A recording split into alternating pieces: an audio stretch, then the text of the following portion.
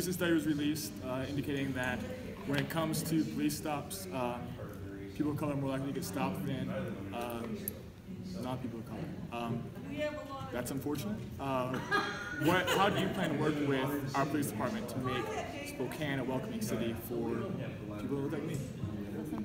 Thank you. I think first and foremost, it looks like we've done the study part of it, and we got some unfortunate results back. So now the real work's going to start, and we need to figure out ways, whether it's education with the police force, but also I think acknowledgement from the police that these are real stats that have come out, and if they're acknowledging that this is a problem, maybe they can make the change on the inside.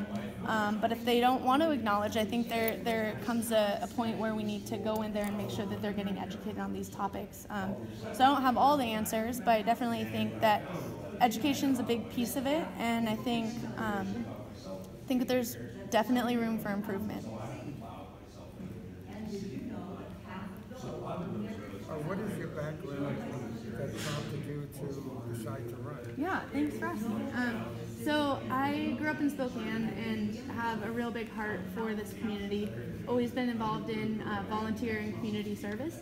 I left for about 5 years after high school. I got my associate's degree, moved around a little bit. I actually graduated from the Falls, but I started at Whatcom Community College in Bellingham.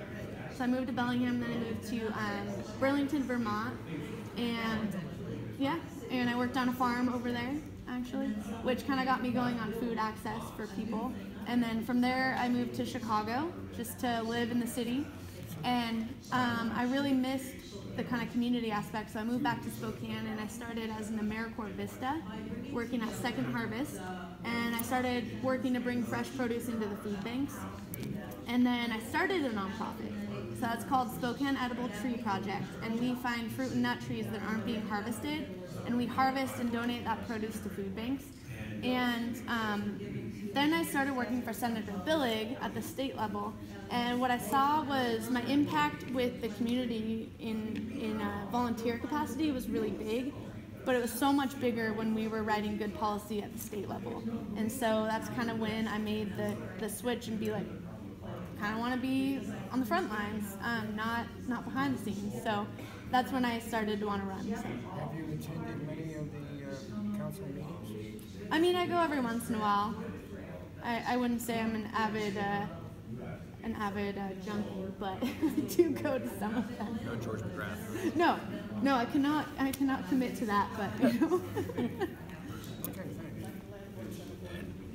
Given your young age and your extensive travels, Yeah.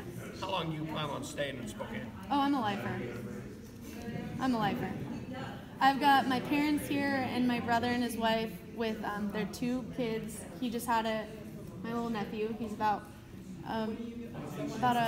3 weeks old now. So, and then my niece is 2 years old, and she is kind of the everything to me. So, and then my family is really important to me. So that was another reason I moved back, was I miss them too much to stay away. It's the 3-hour difference in Chicago doesn't seem like a lot, but I never got to talk to them, so it's really rough. But Crime rate in Chicago is pretty high. yes, it is. Do you have any ideas about crime rate in Spokane? Yeah, I mean, our crime is really high, and after doorbelling, one of the top things people talk about what the city could do better is property crime. That's what I hear all the time. And so, you know, something needs to change. What we're doing is not working, and the people in Northeast Spokane are not becoming successful because of it. So something does need to change. Chicago needs to change too. Yeah, it does. So I'll be the next to start on the Capeworks YouTube channel. Just jobs. What's your jobs plan? How do you plan to make Spokane an attractive place for jobs to come here, to keep the jobs we have, create more living wage jobs? Yeah. What is your Yeah, thoughts on that? definitely. Thank you. And we chatted about this a little bit. So I'm always trying to find the right answer about jobs. But one thing I was thinking is there's that black tank site in Hilliard. It's it's toxic. No one wants to move onto the land because they'd have to clean it up. So what I'm thinking is if we could get GSI and the City of Spokane to advocate for some state funding to get that cleaned up, I think that could be a really vital area for Northeast Spokane to make sure that we are inviting businesses into a place that's actually going to be successful. It's also a shame that Northeast Spokane pays the most amount of business taxes, and we're not really seeing that come back into our community. And so, figuring out ways to get those resources back here to make sure that we're more successful. I actually walked into right by your house, actually, on Crestline and Queen. There's that little coffee shop. I walked in there and I was like, I met Penny, she's the owner, and she cried to me for about 25 minutes right before I came by your house, and she was like, I don't know what I'm gonna do. I'm gonna have to go out of business. We don't have any support. We have no resources to how to build a business, right? Like the city's not helping on educating new business owners on how to be successful. There's no resources to get any help for her. She feels like she's left in the dark and no one cares. And the crime problem is making people not go there because there's so many people in the area that are homeless and on drugs and, transients. And so that's an issue. People don't want to move a business over to Northeast Spokane when it doesn't look good. When the quality of our life over here is not very high, and it's unfortunate, I've met with the PDA as well, and to me, it seems unfortunate. They told me that every street in Hilliard that's got a paved road has a business on it, and the ones that don't have businesses. Well, that makes sense. Well, then the city should take initiative to get those roads paved, right? I mean, we need to get those resources over there because then that's more businesses. If that's a thriving business area, then let's treat it like that, And we're not seeing those resources come into our community over here, so. Okay, so going off there's the other folks streets, that have questions. Mayor Condon recently said that with regards to our strategy for road repair, that, quote, we will focus on two things: maintaining our good streets so they don't fall into disrepair, and holding together our damaged streets so our citizens can continue to use them. Do you agree with that strategy? Why or why not? Well, I feel like I might agree with that strategy if Northeast Spokane was taken a little bit more seriously. I feel like in the last 10-year plan, we had one road being redone in that plan, and that's just not sustainable for the people of our district. And so I think that we need to take a harder approach. And when I was a little kid, and I don't know if it happens now, I haven't seen it, but when I was a little kid, people used to come by and put tar in the cracks on my street, on a side street. And they don't do that anymore. And to me, that seems like a really way to jump out in front of the problem because we have treacherous winters. We just do. And we have to be prepared for that. And so if the tar is something that makes these streets last longer, let's go in that direction. Analysis of the streets as done, they don't seem to be paving correctly. Okay. That's the whole point. That's why after the big snow, the potholes, they have to come up with a new idea, new material. So you have to be able to handle it. Taxes are going to be involved possibly. Totally. Yep. You're going to have to deal with that. Two-part question. So the city council is a nonpartisan council. What does nonpartisan mean to you? And do you think our current council has been partisan or nonpartisan? Awesome, thank you. I believe nonpartisan means focusing on issues that are nonpartisan. So the reason that we're nonpartisan at the city level is we focus on roads, jobs, streets, crosswalks, traffic calming, those really basic infrastructure. So not the sexy part of government, really. And I think that we could definitely do a better job of that. I think we're doing a lot of resolutions, and I want to see real action and real dollars going to real projects.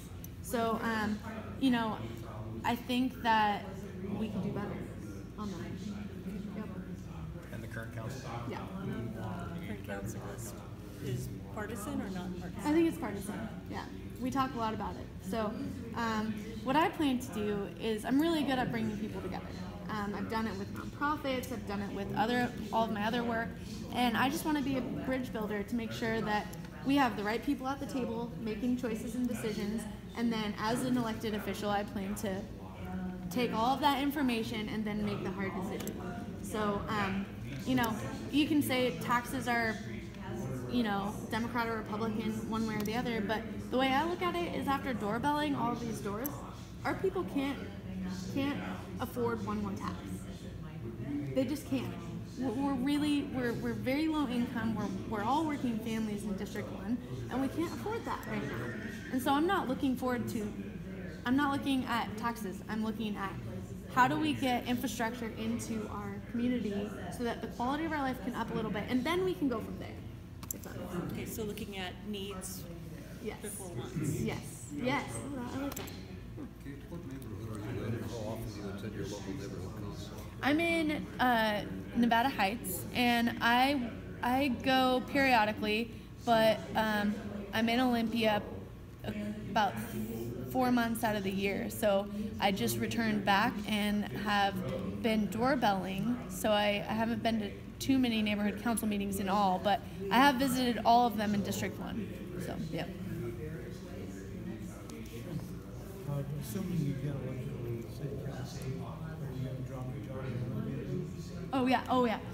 So my plan. So right now I'm working for the senator, and I don't work on state time to do my campaign work. And then, if I get elected, I would leave his office the late part of December to train somebody, and then.